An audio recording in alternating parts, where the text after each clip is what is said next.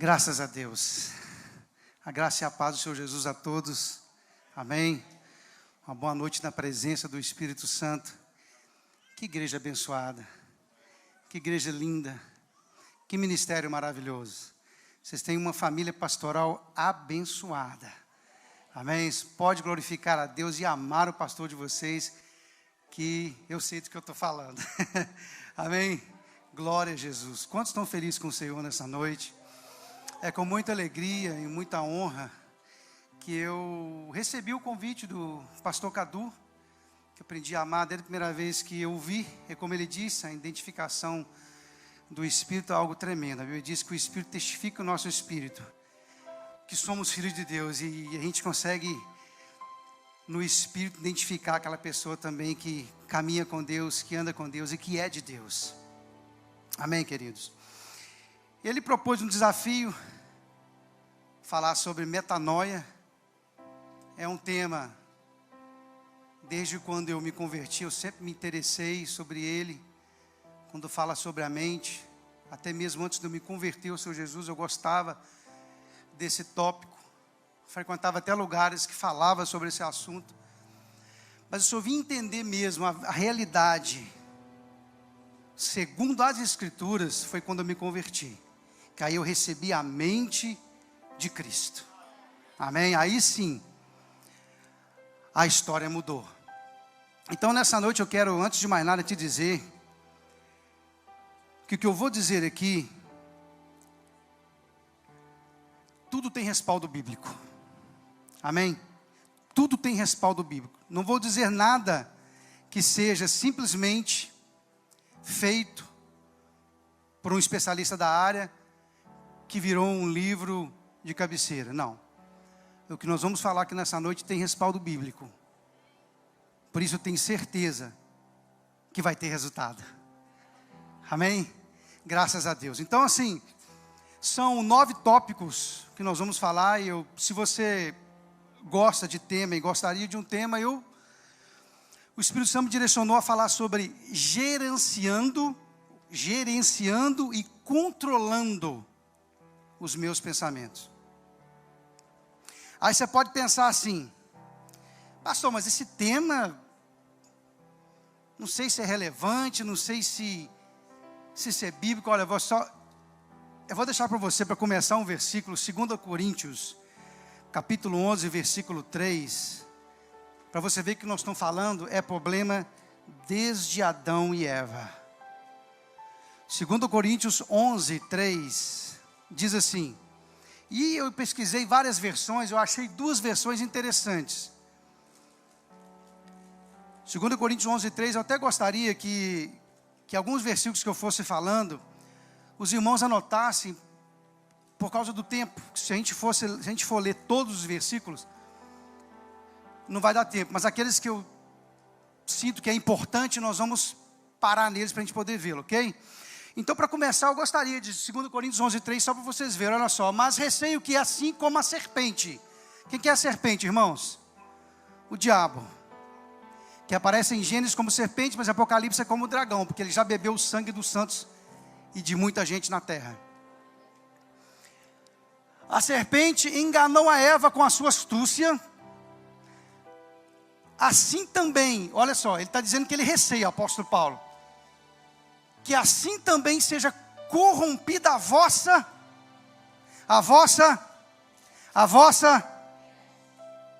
então está na Bíblia, amém? E o diabo, ele quer ele quer tentar corromper a nossa mente, para que nós nos apartemos de quê? Da simplicidade e pureza devidas a Cristo.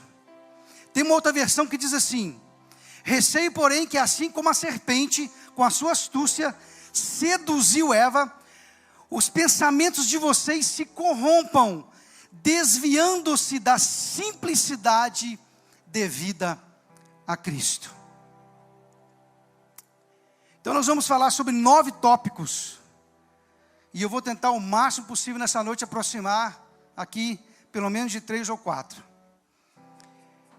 Só para você ter uma ideia do poder da nossa mente, que é uma diferença entre cérebro e mente. Alguns especialistas da área não fazem a separação, mas existem. Assim como o teclado, as teclas é para o músico, assim é o cérebro para a mente. Só para você ter uma ideia, um computador ele pode armazenar 250 mil fotos, 20 mil músicas e centenas de filmes completos. Sem dizer os pendrives, sem dizer os HD externos. Que hoje uma coisinha pequenininha assim, você grava um monte de coisa. O cérebro, ele faz uma operação de 4 trilhões por segundo sem percebermos. Ele faz um fluxo, ele faz o fluxo de sangue ser perfeito, os batimentos cardíacos, a temperatura do corpo que nos mantém vivos. Ele faz com que 6 trilhões de coisas nas 60 trilhões de células em cada segundo trabalhem em harmonia. Agora, sabe o que faz isso? Aqui que é interessante. Nós somos um ser tricotômico. Isso quer dizer que eu sou um espírito, possuo uma alma e habito num corpo. Entre o corpo e a alma, entre o corpo e o espírito está a alma. A alma mediadora. Nada chega no espírito sem primeiro passar pelo corpo. E nada chega no espírito sem passar pela alma. A alma é mediadora entre o corpo e o espírito. A alma, ela possui vontade, emoções e mente. E a mente que está na alma são duas mentes. A mente consciente e a mente subconsciente. Quando o coração bate, você dormindo, quando a pressão sanguínea perfeita, coisas que nós não precisamos fazer nada aqui, automaticamente, a temperatura do corpo, o que faz isso é a mente subconsciente. Para você ter uma ideia, imagina que a circunferência desse copo como sendo a mente consciente. E imagina agora toda essa sala da igreja como sendo o subconsciente, só para você ter uma ideia.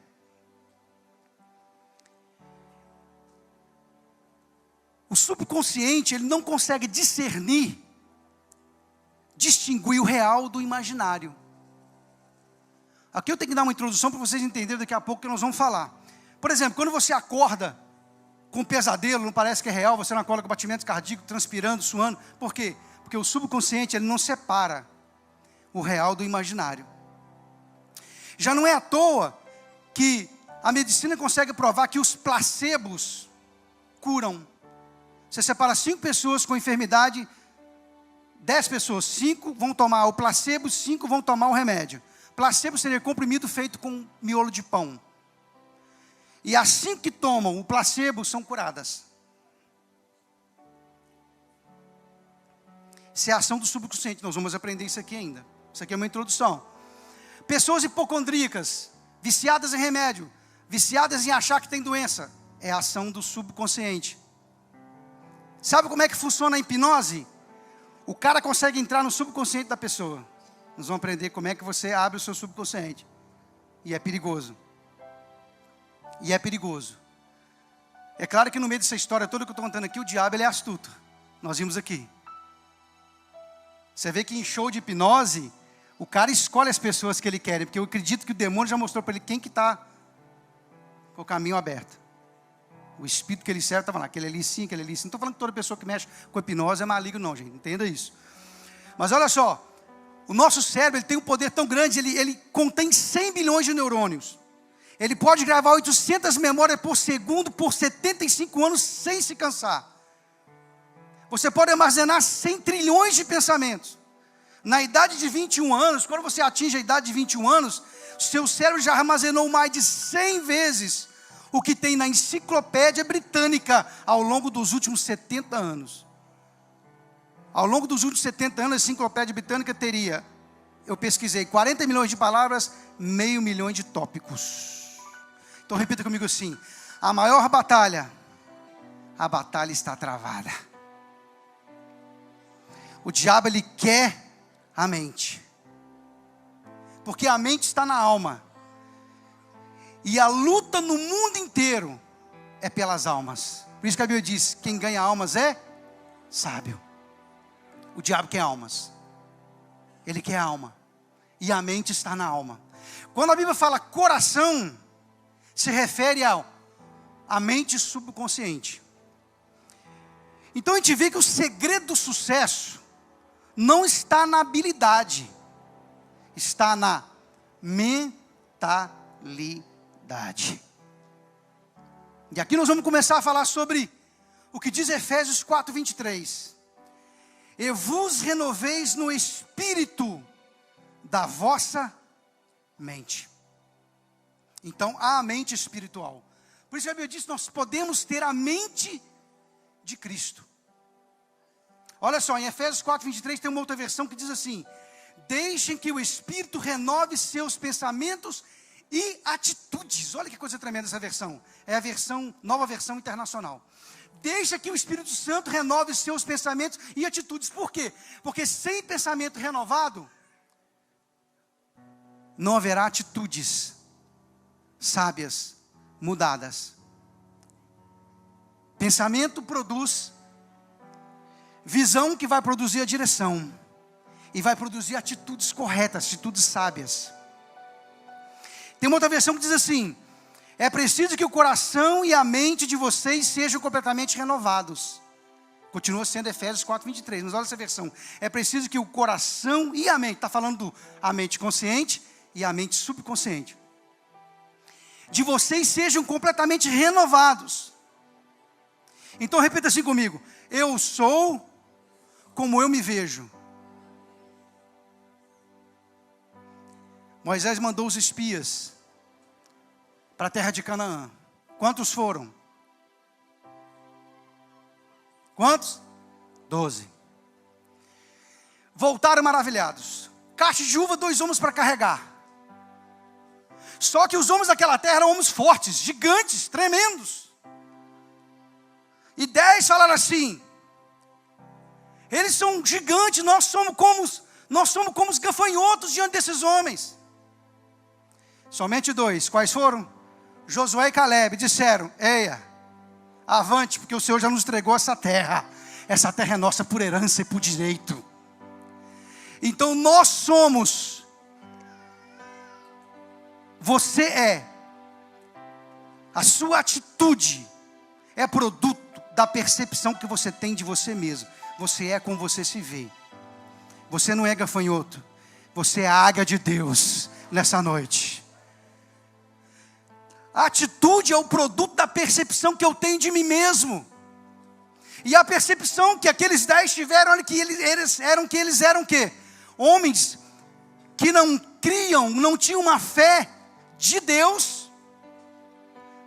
Você ter fé em Deus é uma coisa, você ter fé de Deus é outra. A Bíblia diz que Jesus disse: tende fé em Deus. Na realidade, no original tendes fé de Deus. Como é que eu tenho fé de Deus? Quando eu penso como Deus pensa. Como eu penso como Deus pensa? Tendo a palavra na minha mente. Era isso que Josué e Caleb fizeram. O meu destino, o seu futuro, ele não é predeterminado pela atitude dos outros, pela opinião de outros. O meu destino, o teu destino, as bênçãos de Deus sobre as nossas vidas, elas não vêm por causa de opinião de outros, mas pela forma que eu me vejo a mim mesmo. E nós vemos na Bíblia que muitas pessoas alcançaram bênçãos e vitórias, conquistaram grandes coisas, foram um sucesso, porque se viram da forma que Deus disse que eles eram, com uma nova identidade, águias de Deus, não gafanhotos, não pessoas derrotadas. Deus não nos salvou para vivermos uma vida fracassada. Deus nos salvou para sermos mais que vencedores, com a mente renovada. Em Romanos capítulo 8, versículo 5, olha o que diz a palavra, Romanos capítulo 8, versículo 5. Porque as pessoas que vivem de acordo com a natureza humana têm a sua mente controlada por essa mesma natureza. Mas as que vivem de acordo com o Espírito de Deus têm a sua mente controlada pelo Espírito. Versículo 6. As pessoas que têm a mente controlada pela natureza humana acabarão morrendo espiritualmente. Mas as que têm a mente controlada pelo Espírito de Deus terão vida eterna e paz. Agora eu vou ler uma outra versão. Uma outra versão diz assim: quem vive segundo a carne tem a mente voltada para o que a carne deseja, mas quem de acordo com o Espírito tem a mente voltada para o que o Espírito Santo deseja. Oh, glória a Deus. Todo cristão enfrenta a luta entre a carne e o Espírito. Não tem ninguém, todos nós enfrentaremos enquanto estivermos aqui na terra. Aliás, Paulo escreve em Gálatas, você pode anotar. Nós vamos abrir todos os versículos, vou ler para vocês, vocês anotam, depois vocês lêem em casa. Em Gálatas capítulo 5, versículo 16 e 17 diz assim: digo porém, andai em espírito, e não cumprireis as concupiscências da carne. Porque a carne cobiça contra o espírito, e o espírito contra a carne, e estes opõem-se um contra o outro. Diga assim: a batalha está travada. É a luta um contra o outro, é a luta contra a carne e contra o espírito, para que não façais o que quereis, isto é, a vontade de Deus. Esse campo de batalha agora é a nossa mente. Esse campo de batalha acontece na mente. O diabo quer a nossa mente, mas o Espírito de Deus também quer a nossa mente. Repita comigo: a batalha mortal está declarada e já começou desde o Éden. Eva perdeu, Jesus ganhou. Oh, glória. Nós não fomos salvos para viver uma vida de fracasso. Aonde está a mente? Aonde está a mente? A mente consciente e a mente subconsciente está onde? Na alma. A alma está entre o espírito e o corpo. Na alma contém vontade, emoções e a mente, que são duas. A entrada para a alma, e deixe-me dizer que emoções é a parte mais rasa da natureza humana, tá? O corpo humano tem 5 pontos de entrada para a alma: audição, paladar, olfato, visão e tato. Cuidado, pezinho, onde pisa. Cuidado, boquinha, o que fala. Cuidado, olhinhos, onde? É isso mesmo, e nós vamos entender isso aqui. Então as 5 entradas é o corpo, e nada chega no meu espírito sem passar pela alma. Escute uma coisa, aqui está o segredo de andar no espírito. Por isso que a Bíblia diz que aquele que anda no espírito não satisfaz as concupiscências da carne. Por quê? Porque ele vai ter uma mente espiritual. Então quando o corpo recebe de fora a natureza pecaminosa bombardeando a gente, quando chega na alma, sua alma está cheia de Deus, suas emoções estão curadas, sua mente está cheia da palavra, a sua vontade, ela é equilibrada com a vontade de Deus. Quando chega no Espírito, o Espírito Santo que nele está, com a nova identidade que nós já somos, porque nascemos de novo, tem uma harmonia com a alma. Aí uma vez que a carne tenta vencer, ela não consegue, porque o Espírito está forte e a alma está revestida, cheia de Deus. Então a carne ela perde.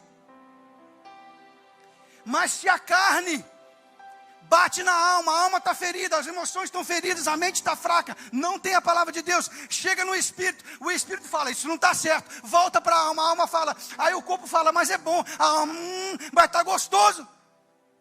Perdeu. Por que a batalha é na mente? Preste atenção. Primeiro, Efésios capítulo 4, versículo 17 e versículo 18, depois você anota e lê. Primeiro, por quê? Porque Deus comunica conosco através da mente. A mente é espiritual. Vou ler para vocês o versículo. Portanto, em nome do Senhor eu digo e insisto no seguinte: não vivam mais como os pagãos, pois os pensamentos deles não têm valor, e a mente deles está na escuridão. Eles não têm parte na vida que Deus dá, porque são completamente ignorantes e teimosos. Deus comunica conosco através da mente. Quando fala que a mente deles está na escuridão, fala que a glória de Deus ainda não brilhou na mente deles, porque o Deus desse século os cegou, para que neles não resplandeça a luz da glória da palavra, da presença do Espírito Santo. Quando fala escuridão, eu pesquisei o original de escuridão, quer dizer, príncipe da ignorância. Quem que é o príncipe da ignorância? O diabo. Quem que é a luz do mundo? Jesus. Se você olhar em Gênesis, no início do capítulo 1, se nós estudarmos lá, nós vamos ver na criação, quando Deus faz a separação da luz e das trevas, quando Deus falou, haja luz, aquela luz ali não é o sol. O sol vem depois, os luminares, mais na frente. Aquela luz fala da sabedoria divina, que equilibrou todas as coisas, porque tudo estava um caos sobre a terra. Repita comigo assim: mudamos a maneira de viver, se mudamos a maneira de pensar. Lá no versículo 6 do capítulo 8 de Romanos diz: as pessoas que têm a mente controlada pela natureza humana acabarão morrendo espiritualmente, mas as que têm a mente controlada pelo Espírito de Deus terão a vida eterna e paz. Segundo ponto, porque a batalha é no campo da mente, porque o Espírito Deus nos controla através da mente. Está escrito aqui, ó. A mente controlada pelo Espírito de Deus terão vida eterna em paz. A mente controlada pelo Espírito de Deus. Eu tenho que permitir a mente ser controlada pelo Espírito Santo. Amém, queridos? Eu tenho que fazer isso, sou eu. É através da mente que Deus me controla. Só que eu tenho que permitir. Vocês já viram aeroporto? Aeroporto internacional, banco que você não entra com chave. Se tiver uma chave dessa, você não entra. Pim. Você tem que voltar, tem que tirar até cinto. E você, colocou guarda aí na porta na entrada da sua mente? Quantas vezes o Espírito Santo apita para a gente e nós permitimos entrar?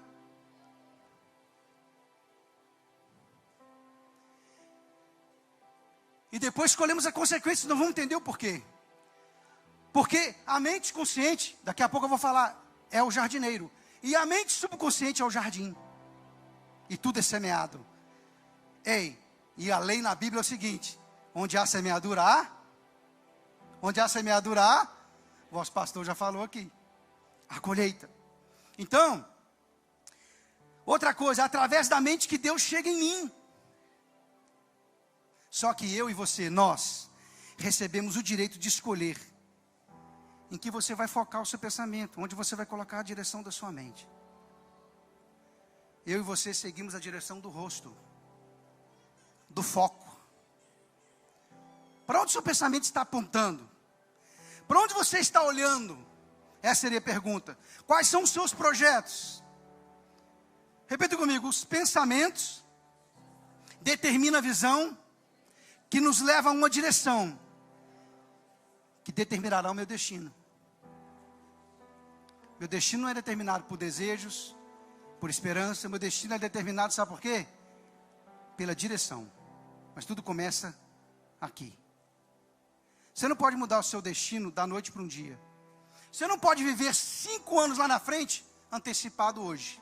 Não tem como. Mas tem uma coisa que você pode fazer da noite para o dia hoje, se você quiser. Você pode mudar a direção da sua vida. E eu só mudo a direção da minha vida se eu mudar o meu jeito de pensar. Aí eu faço uma pergunta para você nessa noite: você não está gostando, você não gosta do jeito que sua vida está?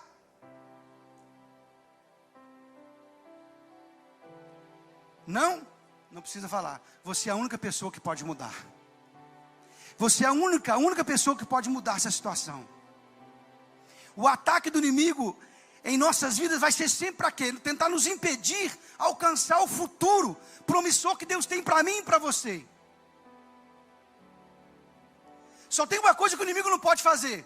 O que ele não pode fazer é o quê? É impedir que eu e você nessa noite tomemos uma decisão de mudança de direção hoje.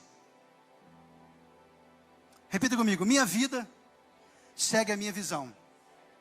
Como eu já falei, pensamentos produz visão, visão produz direção. E direção te leva ao destino. Preste atenção, Hebreus 12, 17 diz uma história bem interessante. Todo mundo conhece a história de Esaú, irmão de Jacó, gêmeos. A Bíblia diz em Hebreus 12, 17 assim: e ninguém seja devasso ou profano como Esaú, que por uma refeição vendeu o seu direito de primogenitura, porque bem sabeis que, querendo ele ainda depois herdar a bênção, foi rejeitado, porque não achou no lugar de metanoia, ainda que com lágrimas o buscou.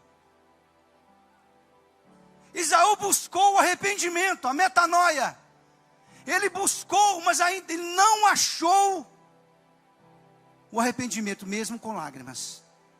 Triste, Esaú tentou tarde demais. Preste atenção, repita comigo, metanoia. Meta quer dizer mudança, fala, retorno.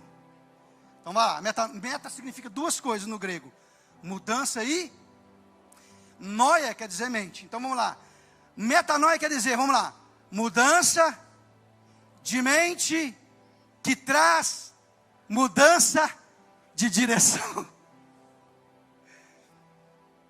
O pecado está lá, o pecado está aqui, mudança de mente.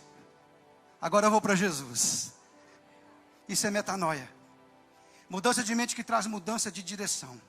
As pessoas, interessante, que as pessoas elas mudam de roupa, de carro, de casa, de endereço, de perfume, de sapato, de igreja.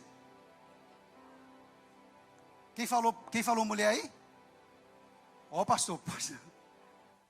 Não era não, está amarrado, irmão. Mas tem gente que muda até de esposa. Irmãos, agora eu pergunto em voz audível: muda-se por dentro, muda-se por fora, e por dentro não há mudança. Eu pergunto, e a mente? E a mente que Deus fala na sua palavra para nós mudarmos? E a mente que o apóstolo Paulo nos exorta? Nós vimos aqui que a serpente está aí para tentar nos seduzir, nos enganar, tentando fazer com que nós saiamos da simplicidade, da santidade, do caminho, do sentimento, da atitude que houve em Cristo. E a mente? Se nós olharmos o filho pródigo em Lucas, no capítulo 15, no versículo 17, a Bíblia diz que o filho pródigo, depois de gastar todo o seu dinheiro, porque há uma diferença, viu, pastor? Eu falei sobre gente que sai da igreja, há uma diferença entre ovelha perdida e filho pródigo, tá? Ovelha perdida, o pastor deixa as 99 e busca, porque ela está perdida. Filho pródigo não, ele sabe o endereço do pai, sabe onde é a casa, sabe tudo do pai. Ele só saiu porque quis sair. Ele precisa de uma metanoia, uma mudança de mente para ter uma mudança de direção. E a Bíblia diz depois que ele gastou todo o dinheiro com as prostitutas, e ele estava precisando trabalhar, ele foi se deparar numa fazenda onde ele cuidava dos porcos. E ele não tinha que comer, o estômago doía, ele deu vontade de comer as bolotas dos porcos. Se você preferir, eu posso falar lavagem. Então, igual o pastor Juscelio. Quem foi sabe. E aí a Bíblia diz, capítulo 15 de Lucas, versículo 17. E o filho pródigo caindo em si, teve uma metanoia, teve um arrependimento, teve uma mudança de mente para mudar de direção. Ele disse, na casa do meu pai, os empregados têm que comer, são tratados bem, e eu aqui, comendo bola, desejando comer comida de porcos. E a Bíblia diz que ele se arrependeu, e ele disse, pequei contra os céus, contra o pai, voltarei para a casa do pai. Ele teve uma mudança de mente, que mudou a sua direção. E essa mudança só é possível, quando há uma convicção. Essa mudança só é possível através do poder do Espírito Santo, uma vez que há uma convicção no coração, de arrependimento do pecado, não como Esaú, mas como filho pródigo. Não como Judas, que preferiu a forca, mas como Pedro, que chorou amargamente e se arrependeu e teve metanoia na sua vida. Sabe qual foi a primeira mensagem que Jesus pregou no início do seu ministério?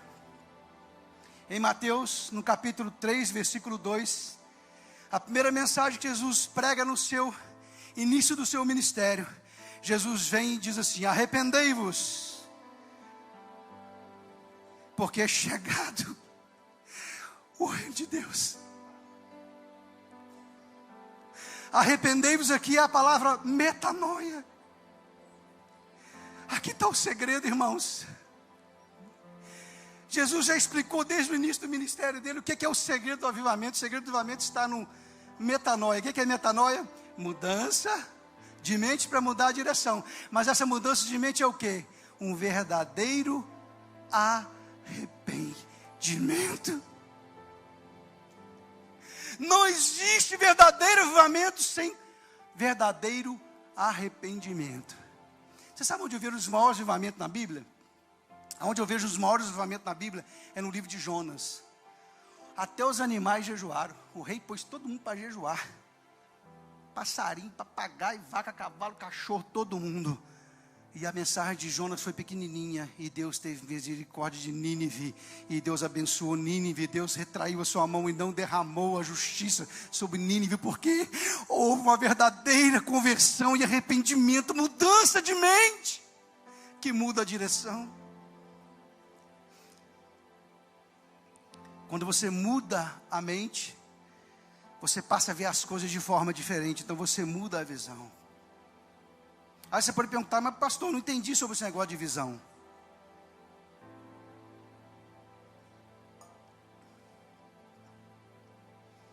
A visão, o que é a visão? Visão é a habilidade de pensar sobre alguma coisa.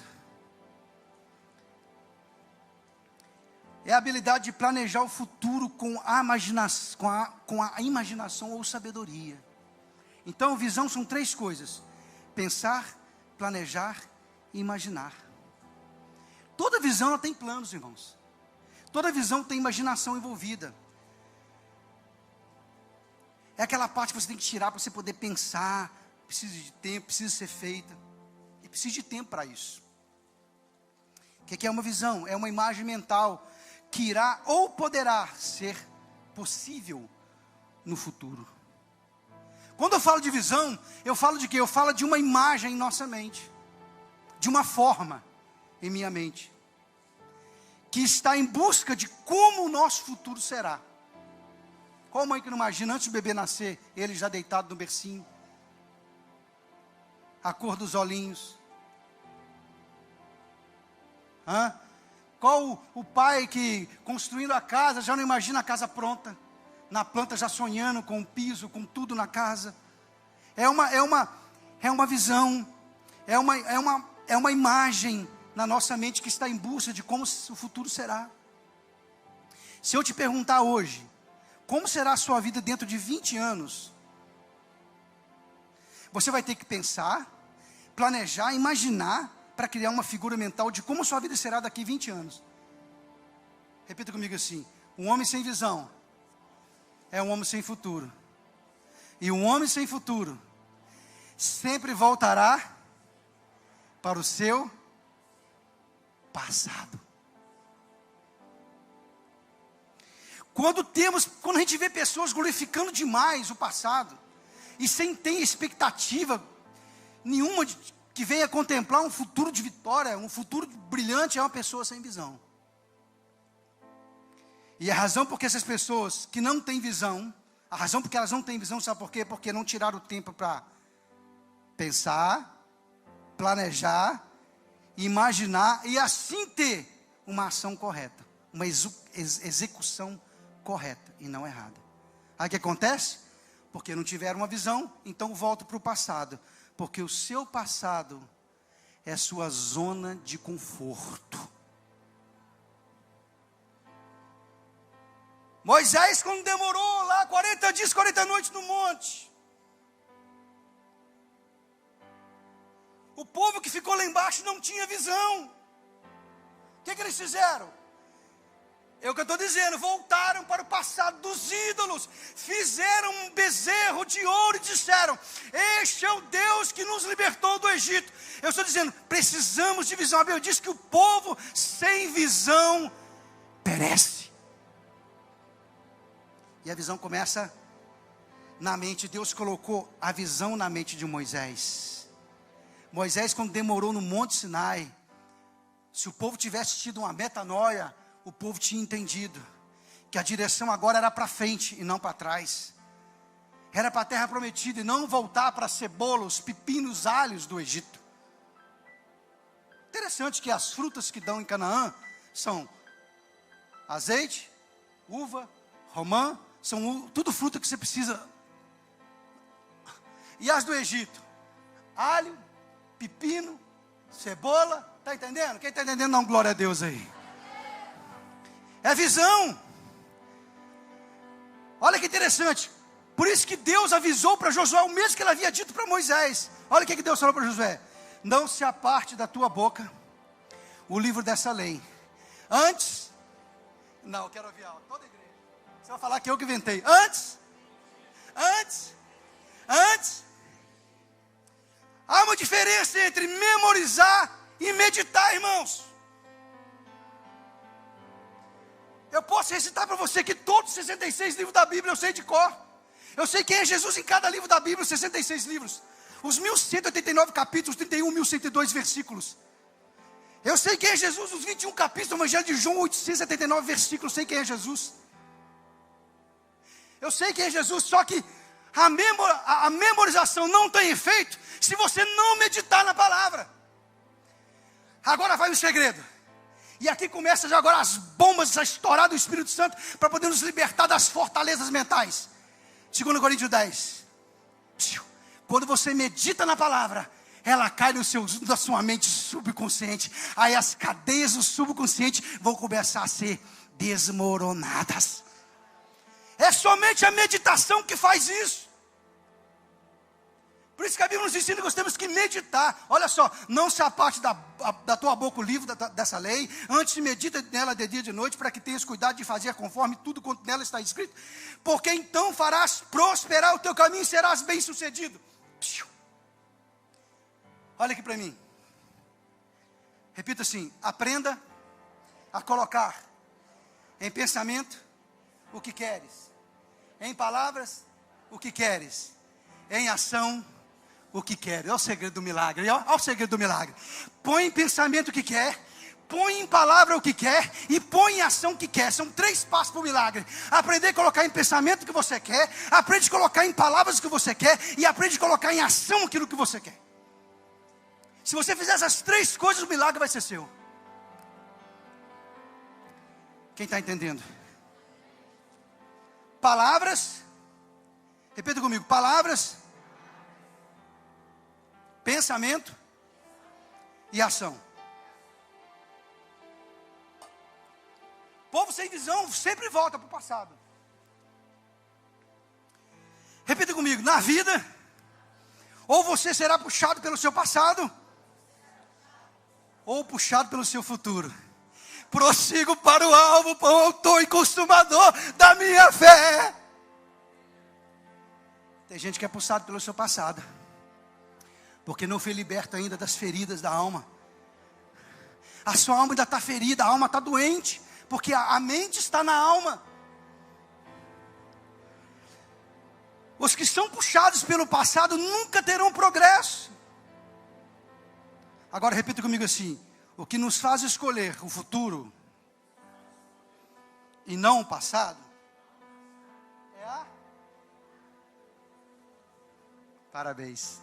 É a visão. Que visão você tem nessa noite?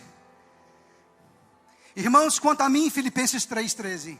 Olha o que Paulo fala. Irmãos, quanto a mim não julgo que haja alcançado, mas uma coisa eu faço. E que esquecendo-me das coisas que para trás fico, avançando para as que diante de mim estão, prossigo para o alvo pelo prêmio da soberana vocação em Deus em Cristo Jesus. Existem 2 fontes de pensamento fluindo em nossas vidas. Uma fonte vem do diabo, a outra vem do Espírito Santo. É como se você tivesse uma caixa d'água bem grande. bem grande essa caixa d'água, e você tivesse ali 2 torneiras, aonde uma você abre, vem água límpida da serra, água mineral, maravilhosa, e a outra vem água suja, que sai pegando tudo quanto é coisa que não presta. Quem determina que água vai entrar na caixa d'água, eu e você, que faz isso. De uma fonte, o diabo usa a carne para enviar sinais ao cérebro. Ele vai trazendo a natureza pecaminosa, pensamentos pecaminosos que entram em nossas mentes. Sabe aquelas coisas que nós não queríamos que acontecesse, acontece tão rápido, inesperado, que você desejasse que nem tivesse entrado no seu pensamento, e você não entende por que aquilo aconteceu. Isso veio da natureza pecaminosa. É o diabo lutando para tomar conta da nossa mente. Agora, aprenda uma coisa aqui, isso aqui é importante, já estou quase terminando, irmãos. Glória a Deus. Escute aqui, fala comigo, este pensamento, qual pensamento? Pecaminoso, amém? Este pensamento não é pecado ainda, é o impulso da natureza pecaminosa, não é pecado ainda. Porque ser tentado não é pecado, ceder à tentação é pecado. Jesus em Mateus capítulo 4, ele foi tentado, mas não cedeu. Então, quando o pensamento chegar, a partir do momento que o pensamento chega e você resiste, olha, vou dizer de outra maneira, a partir do momento que você habita e nutre esse pensamento, ele se torna pecado. O pecado acontece. Você não pode habitar, você não pode nutrir esse pensamento. No exato momento que o pensamento chega, você tem uma escolha: a torneira da serra ou a torneira da água suja. Qual você vai abrir? Qual você vai fechar? Qual música você vai desligar? Qual canal você vai tirar? Qual página da internet você não vai entrar? Que hora você vai ter que desligar o seu computador? Que amizade você vai ter que cortar na sua vida? Que palavreado você vai ter que cortar na sua vida? Nós teremos que fazer escolhas, somente nós podemos fazer isso, ninguém pode fazer por nós. No exato momento em que o pensamento chega em minha mente, eu tenho uma escolha a fazer. Você tem que permitir fluir a fonte do Espírito Santo em sua mente. Gálatas capítulo 5, versículo 16 ao 26. Eu quero ler, na verdade, deixa eu ler primeiro Romanos 7, 5. Pois quando éramos dominados pela natureza pecaminosa, as paixões do pecado, instigadas pela própria lei, agiam livremente em nosso corpo, de maneira que dávamos frutos para a morte. Mas olha o que diz Tiago 1, 14 e 15. Depois, havendo a concupiscência concebido, dá à luz o pecado, e o pecado sendo consumado gera morte. Vou ler de uma outra maneira. Mas as pessoas são tentadas quando são atraídas e enganadas pelos seus próprios maus desejos. Nós vamos entender depois que pensamentos produzem desejos, tá, irmãos? Isso aqui é uma outra parte na frente. Nós vamos entender que pensamentos produzem desejos. Mas as pessoas... Aí vem o versículo 15, Tiago 1. Então esses desejos fazem com que o pecado nasça, e o pecado, quando já está maduro, produz a morte. Eu te pergunto, um fruto amadurece da noite por dia? Da noite para o dia? Não. Você tem que nutrir aquele pensamento, você dá lugar àquele pensamento, você vai alimentando aquele pensamento, você vai deixar aquela semente do mal cair na terra, do subconsciente, nós vamos falar sobre isso ainda, e essa semente ela precisa germinar, ela precisa morrer, ela precisa romper a casca, ela vai ter que ter água, e ela vai produzir de acordo com aquilo que você semeou. Ou vai gerar vida, ou vai gerar morte. Sabe como é que Paulo descreve essa batalha? Está lá em 2 Coríntios capítulo 10, versículo 3. Paulo descreve essa batalha assim: as nossas armas não são, vamos começar no versículo, deixa eu ver aqui, 2 Coríntios capítulo 10, versículo 4. As armas que usamos na nossa luta não são do mundo, são armas poderosas de Deus, capazes de destruir fortalezas. Isso aqui fala de muralhas de resistência da mente. E assim destruímos ideias falsas e também todo orgulho humano que não deixa que as pessoas conheçam a Deus. Dominamos todo pensamento humano e fazemos com que ele obedeça a Cristo. Rapidamente. Primeiro a gente vê a fraqueza da carne nessa luta. Porque embora nós nascemos de novo, mas o espírito, na verdade, está pronto, para o corpo já tem redenção, porque nós vamos ressuscitar como Cristo ressuscitou, mas a alma, ela está em santificação até a volta de Cristo. E a nossa carne ela não se converte, ela é disciplinada. Então, a nossa natureza, ela é fraca. Aí as almas carnais, as nossas armas, que não são carnais, as nossas armas que não são carnais. No versículo 7, Paulo, ele fala algo interessante, ele disse: eu pertenço a Cristo. Aqui está um segredo para você vencer essa guerra. Quem pertence a Cristo? Aí no versículo 8, depois você lê 2 Coríntios capítulo 10, ele fala: tenho autoridade. Quem tem autoridade em Cristo? Podemos vencer. E Paulo, ele tem uma coragem, irmãos. E essa coragem dele é autêntica. Ele fala no versículo 11 o seguinte: saibam tais pessoas que aquilo que somos em cartas, quando estamos ausentes, seremos em atos, quando estivermos presentes. Outra palavra, Paulo disse: não sou hipócrita, o que eu escrevo eu faço. É isso que Paulo está dizendo. Eu não sou uma pessoa quando escrevo a carta e outra quando estou presente, não é isso. Então, irmãos, para mim terminar aqui, porque são quase 9 horas. O diabo está atrás da minha e da tua mente. Quem lembra daquela música? Ghostbusters. Quem lembra? Caça-fantasma. Quem lembra? Pois é, deixa eu falar para você uma coisa. Não existe igreja evangélica caçadora de fantasmas, não, nem caçadora de demônios, nem sobrenatural. Você precisa se preocupar com isso. O diabo, ele se encarrega de...